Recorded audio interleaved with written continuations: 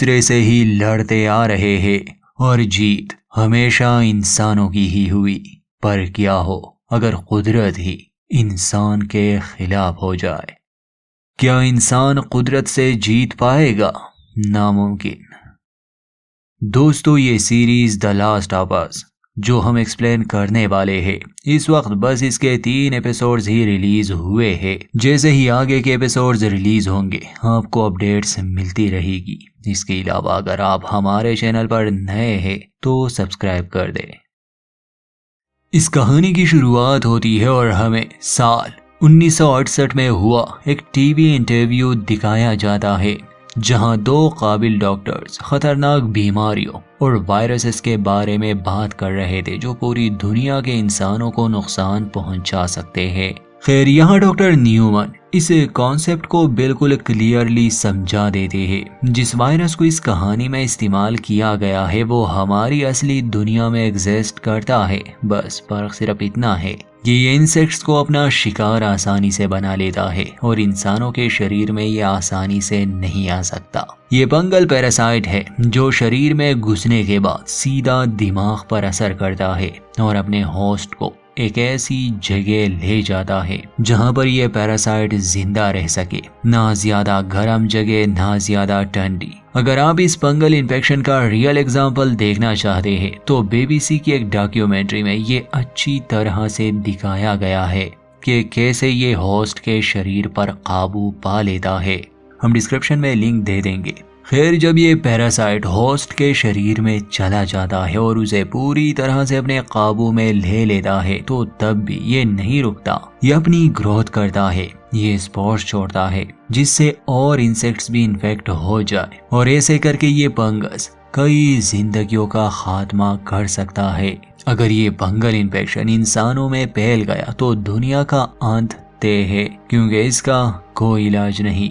इंसान का दिमाग जानवर के मुकाबले तेज होता है, मगर रियल लाइफ में ऐसा नहीं हो सकता क्योंकि ये सीबीसी नामी फंगल पैरासाइट इंसानी शरीर में नहीं पनप सकता टेम्परेचर की वजह से। अब कहानी में इसका कॉन्सेप्ट थोड़ा अलग दिखाया गया है। जैसे स्टॉक शो में डॉक्टर न्यूमन कहते हैं कि हाँ, ये सच है कि फंगल पैरासाइट इंसान पर असर नहीं कर सकता, पर क्या हो अगर पृथ्वी गर्म हो जाए और ये फंगल पैरासाइट म्यूटेट हो जाए, इवॉल्व हो जाए? क्या हो अगर ये इंसान के शरीर में भी जिंदा रह सके?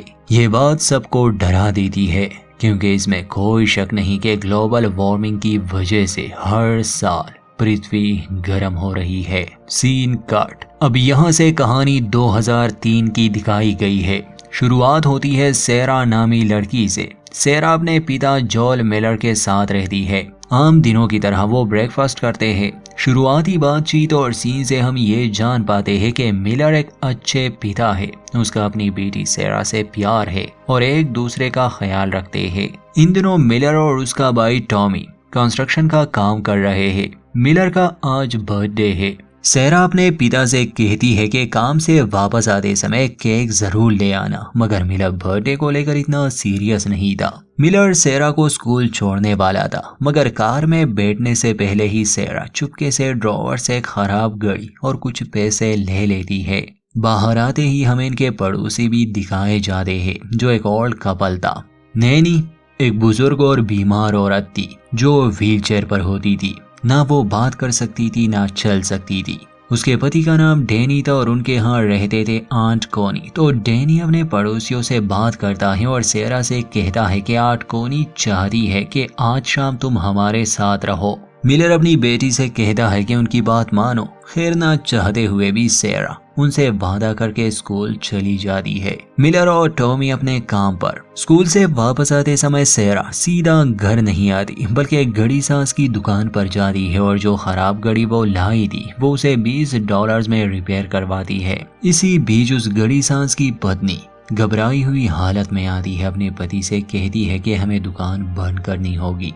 खैर, उसने सेरा की गाड़ी रिपेयर कर दी थी। वो औरत सेरा से भी कहती है कि तुम्हें जल्दी अपने घर जाना होगा। असल में दोस्तों, आज से कई साल पहले डॉक्टर न्यूमन ने जो प्रेडिक्ट किया था वो बात सच होने जा रही है। वो फंगल पैरासाइट समय के साथ म्यूटेट हो चुका है और अब वो इंसानों को भी अपना शिकार बना सकता है। क्योंकि इस पहले एपिसोड में हमें सब कुछ सेरा के नजरिए से दिखाया जा रहा है, तो एक टीनेज गर्ल को सबसे आखिर में पता चलेगा।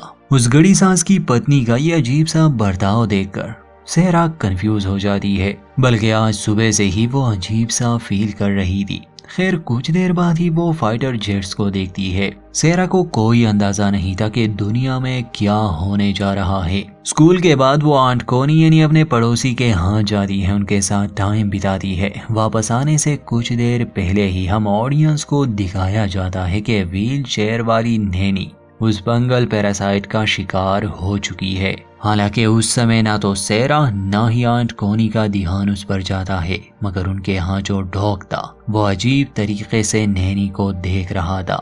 वो समझ चुका था कि अब ये सब के लिए खतरा है। उनके घर से वापस आते समय सेरा एक डीवीडी उधार ले लेती है। असल में ये मूवी मिलर की फेवरेट थी। आज रात जब मिलर काम से घर लौट आता है तो सेरा उसे हैप्पी बर्थडे विश करती है, मगर मिलर केक भूल चुका था। खैर सेरा पहले तो उसे वो घड़ी गिफ्ट करती है जो अब उसने ठीक कर दी थी, और इसके बाद दोनों वो मूवी देखते हैं जो सेरा आंट कोनी के घर से लाई थी। कुछ देर बाद ही सेरा सो जाती है। मूवी देखते समय मिलर को अपने भाई टॉमी की कॉल आती है जो बताता है कि मेरा बार में किसी के साथ झगड़ा हो गया। गलती मेरी नहीं थी, मगर बाद में पुलिस आई और मुझे अरेस्ट कर लिया गया। तुम आओ और मुझे बेल पर छुड़ाओ। अगर आज तुम नहीं आए तो कल फ्राइडे है और फिर मैं पूरा हफ्ता ही जेल में रहूंगा। सबसे पहले तो वो सेरा को उसके रूम में ले जाता है और उसे बिना कुछ बताए चला जाता है पुलिस स्टेशन। कुछ घंटे बाद शोर की वजह से सेरा की आंख खुल जाती है। वो धमाकों की आवाज सुनती है, हेलीकॉप्टर्स और फाइटर जेट्स की। ऐसा लग रहा था जैसे किसी ने देश पर हमला कर दिया हो। सेरा और भी नर्वस हो जाती है जब वो देखती है कि उसके पिता घर पर नहीं है। उसका ध्यान अपने पड़ोसी के डॉग पर गया जो यहाँ आना चाहता था। सेरा मालूम करना चाहती थी कि आखिर हुआ क्या, इसलिए वो डैनी के डॉग को वापस उनके यहाँ ले जाने की कोशिश करती है, मगर वो डॉग वहाँ नहीं जा रहा था। घबराते हुए सेरा घर के अंदर चली जाती है ताकि वो आंट कोनी से पूछ सके कि ये सब क्या हो रहा है। घर के अंदर जाते ही उसे फर्श पर खून दिखाई दिया और इसके बाद सेरा जो देखती है उसके पैरों तले जमीन खिसक जाती है। वो बीमार नैनी जो व्हील चेयर से उठ भी नहीं सकती थी, उसने डैनी को जख्मी कर दिया था जो जमीन पर पड़ा था और कोनी से वो खून पी रही थी। असल में नैनी पहली शिकार थी। ये पैरासाइट आम इंसान के शरीर में काफी बदलाव भी कर देता है और उसे काफी समय तक जिंदा भी रखता है। जैसे ही इन्फेक्टेड नैनी सेरा की आहट सुनती है तो कोनी को छोड़कर वो सेरा पर हमला करने के लिए भागती है। जान बचाकर सेरा घर से निकल आती है। ठीक उसी समय मिलर और टॉमी भी पहुंच जाते हैं। मिलर अपने बेटी को कार में बैठने के लिए कहता है। पूरे टाउन के हालात काफी खराब हो चुके थे, मगर हकीकत ये थी कि पूरे दुनिया के हालात खराब हो चुके थे। इन्फेक्टेड नैनी जैसे ही इन पर हमला करने के लिए भागती है, मिलर के हाथ में रेंज था जिसे वो उसे मार गिराती है। मिलर और टॉमी काफी कुछ देख चुके थे, इसलिए ये लोग टाउन से ही निकलने वाले थे। हर तरफ भगदड़ मची थी। रात का समय था। कुछ लोग तो ये जानते भी नहीं थे कि हुआ क्या, और दूसरी तरफ से इन्फेक्टेड लोगों का अचानक से हमला। खैर मिलर और टॉमी निकलने की हर मुमकिन कोशिश करते हैं। घबराई हुई सेरा उनसे पूछती है कि आखिर ये सब क्या है।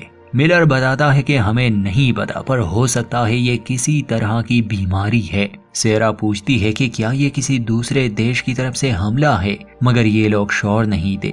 आगे जाने पर ये देखते हैं कि हाईवे ब्लॉक है क्योंकि सभी इस जगह से निकलने वाले थे। दूसरी तरफ मिलिट्री थी। ये फिर भी कच्चे रास्ते से निकलने की कोशिश करते हैं, मगर भीड़ में फंस जाते हैं। इस बीच हमें दिखाया जाता है कि कैसे ये बीमारी तेजी से फैल रही है। बीमार लोग आम लोगों पर हमला कर रहे हैं।